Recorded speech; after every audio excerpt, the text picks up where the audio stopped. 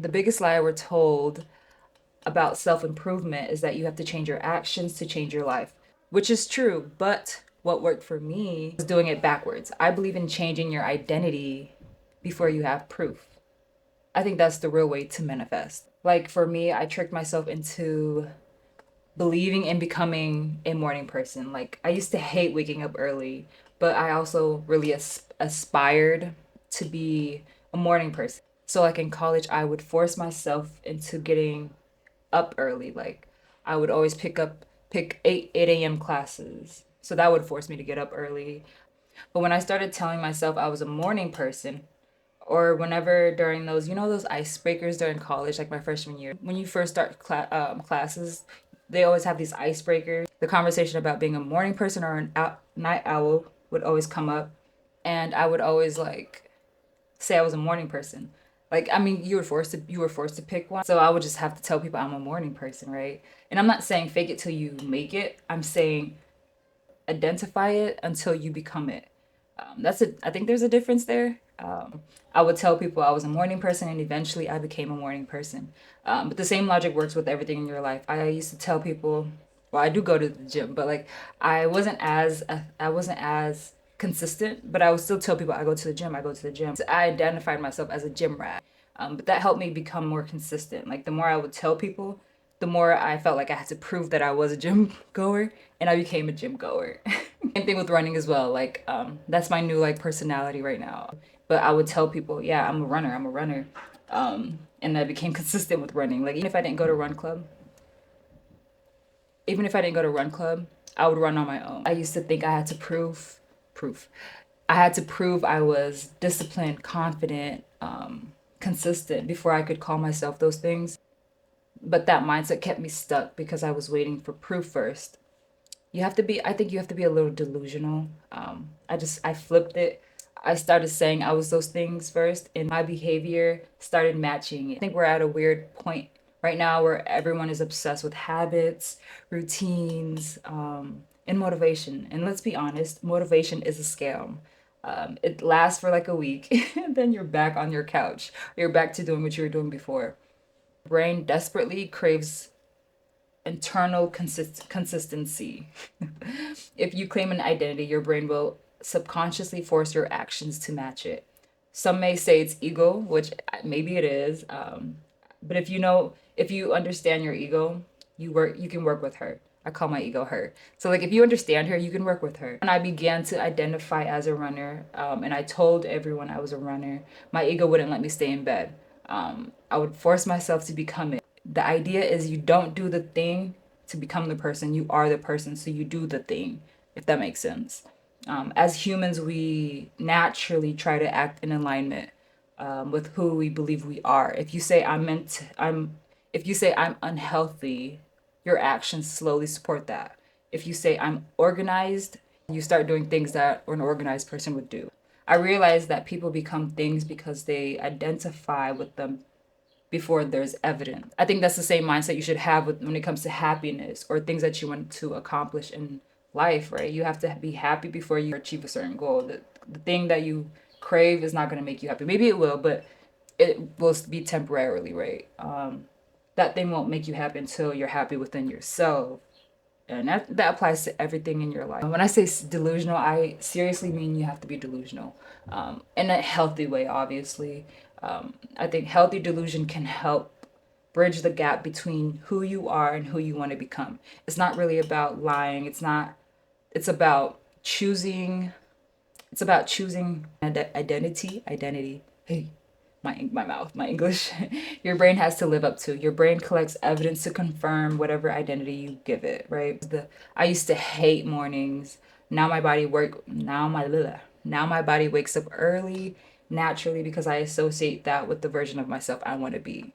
And with the gym thing, right? I started saying, I'm a gym person, I'm a gym goer, I'm a gym rat. And suddenly skipping the gym felt like I was breaking character. And even with prayer, like I literally, if I go to sleep without praying, my sleep gets interrupted a lot more when I don't pray the night before. I began calling myself a creative because I do post on TikTok, but I also paint. Like I have some paintings. If you've seen some of my videos, they're always in the back. As a creative, you should be able to embody different qualities. Creative doesn't stick to just one thing. Someone that indulges in multiple things, in my opinion, is a great creative, quote unquote creative, right? There's a difference between intentional identity building and blind ego. This can feel like ego, but it's only dangerous without self awareness. You're not claiming perfection, you're claiming direction. It's about alignment, not delusion without action. I'm working on being a better communicator. I'm working on being a better communicator, and this video is proof, right? And the fact that I'm in Toastmasters right now is also proof that I'm trying, right? Old me wouldn't even hit record, realistically. If you're not choosing your identity, something or someone else is choosing that for you. Ooh, motivation is a feeling, identity is a fact. Motivation says I should probably go to the gym, but it leaves room for excuses, right? And identity says I'm a healthy person, and healthy people don't skip the gym.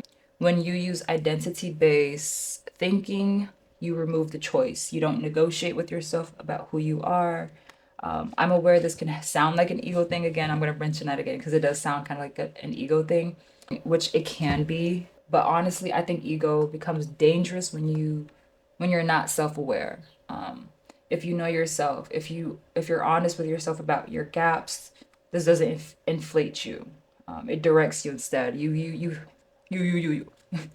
you have to use it correctly, and it'll become a superpower.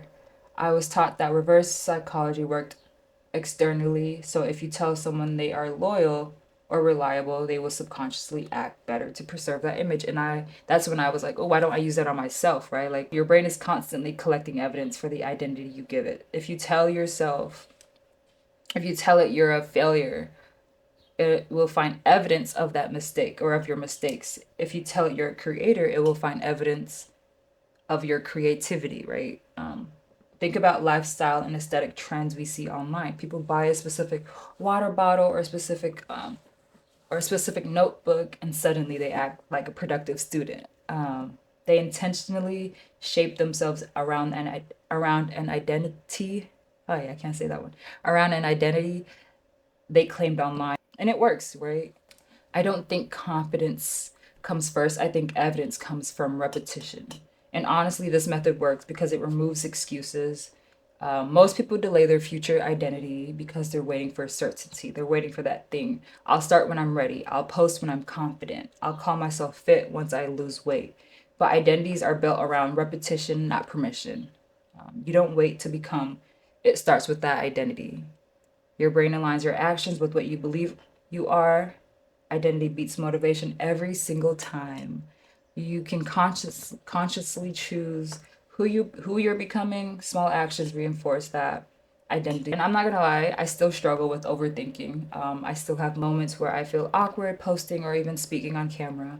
Oh yeah, I'm still new to this. I am still new to this. But I realized waiting to magically become confident was wasting years of my life. At some point, I had to decide maybe confidence is built by acting like the person first. And honestly, starting this channel is proof for me.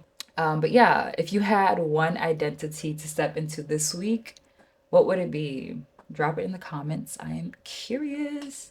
But yeah, I'm gonna go head out. I have a meeting, and then I'm going to the gym, and I'll take you along to my meeting. Or no, I'll take you along to the gym. I'll show you my workout later.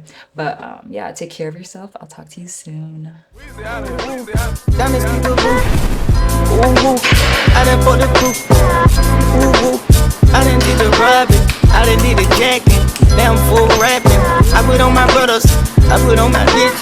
Had to wear the dress, cause I had a stick. You know where the bag at? Tell me where it is. I came from rest, the riches on the shit. I can no longer disguise a bitch, cause I'm rich. I got cause with all of bitch, cause I'm rich. I escaped everyone in the list, cause I was supposed to be rich. I don't care about no cop, I'm telling you just how it is. Put it in a Uber, send it to a shooter. Ask me how to do it, kicking shit right you can.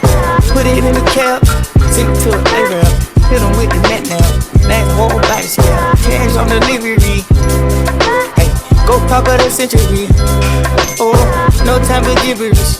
All the critics hearing this. All the bitches lipstick. And a pussy slippery. I can call it true. Go by the name of Duke. Can't never take a root. I get sent a woo. Niggas on the chain, but they ain't worth the fool. I'ma keep on spinning till they tell me who. Ooh, ooh, diamonds keep the boo. Ooh, ooh, I done fought the proof. Ooh, ooh, I done did the robbing, I done did the jacking. Now I'm full rapping.